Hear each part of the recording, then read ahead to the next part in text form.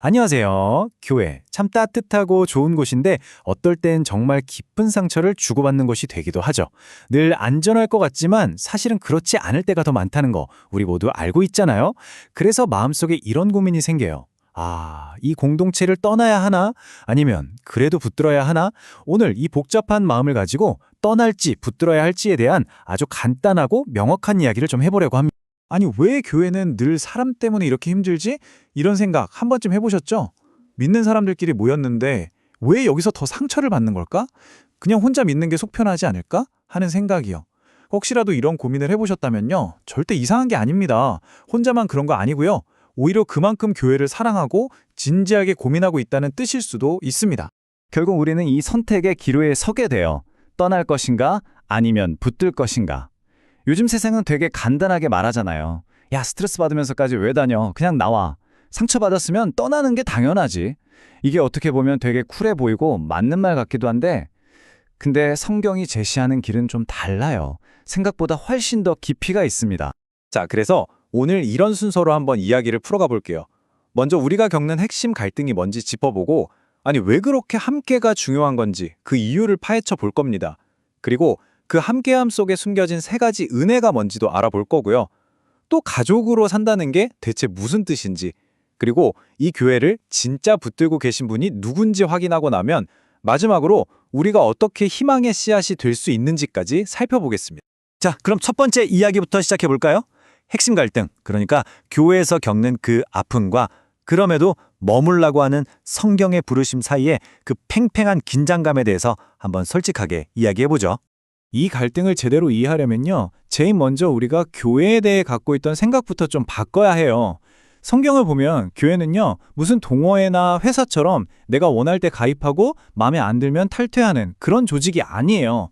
그보다 훨씬 더 본질적인 거죠. 바로 살아있는 몸, 그리고 하나님이 묶어주신 가족이라는 거예요. 이 관점을 딱 바꾸는 순간 모든 게 다르게 보이기 시작합니다. 좋아요. 그럼 왜 그렇게 함께 있는 게 중요할까요? 그 이유를 한번 파고 들어가 보죠. 이게 그냥 사람은 사회적 동물이다 뭐 이런 차원의 이야기가 아니에요. 공동체라는 건요, 하나님 자신에게서부터 시작된 아주 신적인 아이디어입니다. 이 구절 진짜 놀랍지 않나요? 창세기 1장을 보면 하나님이 사람을 만드실 때 내가 만들자가 아니라 우리가 만들자라고 말씀하세요. 우리라니? 여기서 우리가 바로 성부, 성자, 성령, 삼위일체 하나님이거든요. 이게 뭘 의미하겠어요? 바로 하나님 자신부터가 완벽한 공동체로 존재하신다는 거예요. 정말 엄청난 사실이죠? 근데 더 놀라운 게 있어요. 모든 게 다 보시기에 좋았더라 했던 그 완벽한 에덴 동산에서 하나님이 딱 하나 유일하게 좋지 않다고 말씀하신 게 있었어요. 그게 뭔지 아세요? 바로 사람이 혼자 있는 것이었어요. 그러니까 우리가 막 지치고 힘들어서 그냥 혼자 있고 싶다 할 때도 하나님은 여전히 아니야, 함께 있는 게 좋아 라고 말씀하고 계신 거죠.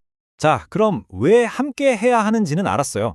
그럼 이제 함께하면 뭐가 좋은데 하는 질문으로 넘어가 보죠. 이 성도 간의 사귐, 교제 안에는요, 정말 구체적이고 실질적인 축복들이 숨어 있습니다. 이 사귐이 진짜 깊어지고 회복될 때 우리가 누리게 되는 축복 딱 세 가지로 정리해 볼 수 있어요. 첫째, 하나님의 은혜가 바로 우리 위에 머문게 됩니다. 둘째, 억지로 하는 사랑이 아니라 진짜 사랑을 할 수 있게 돼요. 그리고 셋째, 영적인 공격을 막아내는 아주 튼튼한 방패를 얻게 됩니다. 이 첫 번째, 은혜에 대해서는 좀 더 생각해 볼 필요가 있어요. 우리가 흔히 은혜 받았다고 할 때 그냥 나 혼자만의 어떤 감정적인 느낌이라고 생각하기 쉽잖아요. 근데 성경이 말하는 은혜는 그게 아니에요. 은혜는 나가 아니라 우리가 함께 모일 때 그 공동체 위에 머무는 하나님의 실제적인 임재 그 자체입니다. 그러니까 공동체야말로 은혜가 머무는 공식적인 장소인 거죠. 이게 왜 영적인 방패가 되는지 이 그림을 보면 딱 이해가 돼요. 사탄의 전략을 한번 보세요. 걔는요, 처음부터 막 진리를 공격하지 않아요. 제일 먼저 하는 일이 뭐냐면요, 한 사람을 공동체에서 딱 떼어내서 고립시키는 거예요. 그리고 그 사람들 사이의 사귐을 깨뜨려요. 그 다음에야 비로소 진리를 공격하기 시작하죠. 순서가 항상 이래요. 그러니까 기억해야 합니다. 우리가 그냥 함께 붙어 있는 것, 그 자체만으로도 엄청난 방어가 된다는 걸요. 물론 가족으로 산다는 거 말처럼 쉽지 않죠. 늘 예쁘고 아름답기만 한 건 아니잖아요. 이제부터는 그 이야기를 좀 해볼 건데요. 어쩌면 교회라는 가족 안에서 우리가 겪는 그 갈등과 아픔이 실패의 증거가 아니라 오히려 우리가 진짜 가족이라는 증거일 수 있다는 좀 역설적인 이야기를 해보려고 합니다. 요한 3서에 보면요. 이 사귐에 대한 세 가지 다른 태도를 가진 사람들이 나와요. 먼저 가이오. 이 사람은 형제들을 막 환영하고 섬겨서 진리의 동역자가 됐어요. 또 데메드리오라는 사람은 모든 사람에게 칭찬받는 사람이었고요. 근데 반대로 디오드레베라는 사람은 자기가 최고가 되고 싶어서 다른 사람들을 막 밀어내고 거절했어요. 그 결과가 뭐였을까요? 공동체 전체가 흔들렸습니다. 여기서 우리가 뭘 배울 수 있을까요? 교회를 세우거나 무너뜨리는 건요. 그 사람의 직분이나 능력이 아니었어요. 바로 이 사귐을 어떻게 대하느냐. 그 태도에 모든 게 달려 있었던 거죠. 그래서 이제는 교회에서 겪는 아픔을 좀 더 다르게 볼 필요가 있어요. 한번 생각해 보세요. 우리 집에 온 손님이랑은 싸울 일이 거의 없죠? 그냥 적당히 예의 차리고 웃고 보내면 그만이니까요. 근데 가족은 어때요? 너무 가까우니까 부딪히고 싸우고 상처 주고받고 난리도 아니죠? 바로 그거예요.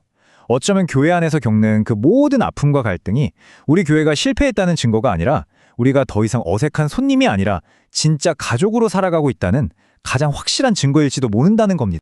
근데 아무리 이렇게 생각해도 계속 연약하고 부족한 사람들만 쳐다보고 있으면 결국 지쳐요. 소망이 안 생기죠. 그래서 이제는 우리의 시선을 옮겨야 할 때입니다. 우리의 노력이 아니라 이 교회를 진짜로 붙들고 계신 분께로요. 그분의 능력에 소망을 두는 법을 한번 알아보죠. 시편의 이 말씀이 정말 모든 걸 말해줘요. 여호와께서 집을 세우지 아니하시면 세우는 자의 수고가 헛되며 우리가 아무리 멋진 계획을 세우고 열심히 프로그램을 돌리고 노력해도 진짜 이 교회를 세우시는 분이 하나님이 아니시면 다 소용없다는 거예요. 우리는 그냥 씨앗을 심고 물을 주는 사람들이지 그걸 자라게 하시는 분은 결국 하나님이시니까요. 그래서 우리가 해야 할 일은 정말 간단하고 명확해져요. 나를 실망시키는 저 사람, 저 문제, 거기서부터 의도적으로 눈을 떼는 거예요. 그리고 이 교회의 진짜 주인이신 주님을 다시 바라보는 거죠. 우리의 시선이 사람에게서 주님께로 옮겨질 때 바로 그때 우리 공동체에 다시 소망이 싹트기 시작합니다. 자, 이제 거의 다 왔습니다. 마지막 질문이에요. 알았어, 다 알겠는데 그래서 내가 뭘 할 수 있는데?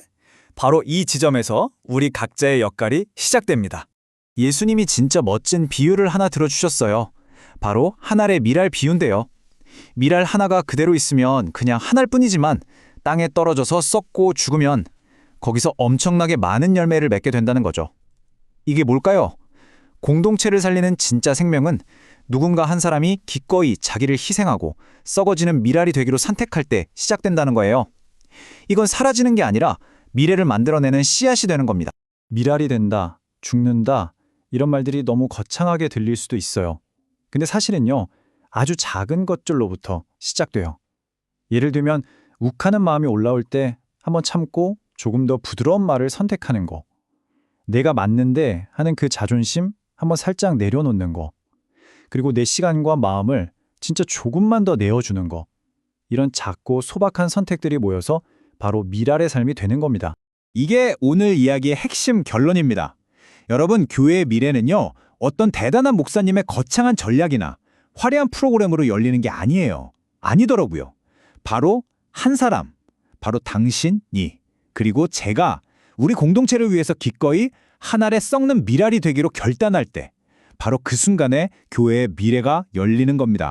그래서 이제 이 질문이 우리 각자의 마음에 남는 거죠. 나는 우리 교회의 미래를 위해서 기꺼이 한 알의 밀알이 될 준비가 되었나?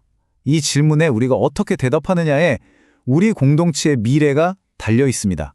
우리가 이 부르심 앞에 네라고 대답하고 서로의 관계, 이 사귐을 회복하기 위해 기꺼이 작은 밀알이 되기로 선택한다면 바로 그때 우리 공동체는 다시 살아날 겁니다. 그리고 이것이야말로 오늘 우리가 붙들어야 할 유일하고도 가장 확실한 희망입니다.